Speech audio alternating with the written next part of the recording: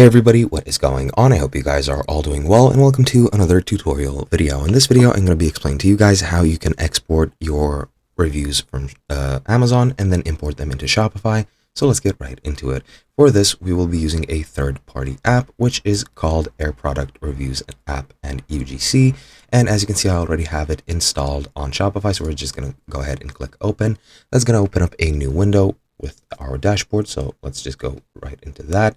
As you can see, it's opening up. It's a bit slow, but please be patient. And once we've opened that up, this is what it'll look like. As you can see, I am currently on a free trial, so you can select a free plan, but you'll need to enter your credit card information if you don't already have it on Shopify. So have it on hand if you want the free plan. If you want the free trial, you'll have it without entering anything. And now from here, you can go ahead and go into manage reviews. Now from here, you'll have your reviews over here. And as you can see, I don't have any.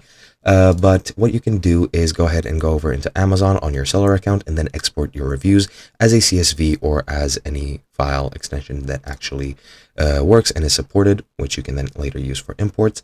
And then go ahead and click on import review. And as you can see, I have this product right here, and you can click import over here, and you can paste the URL of AliExpress with Amazon coming soon, so you can use Amazon in the near future. But yeah, pretty much that is what you need to do. You just need to paste the URL and it should be done. Now, I have heard somewhere that you can import through the CSV, so you can use that as well.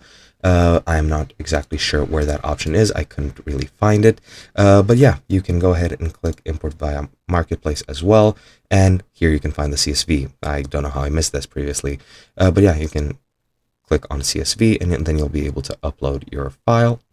And that should be it. I'm not sure why it is not letting me do this, but let's say Shopify.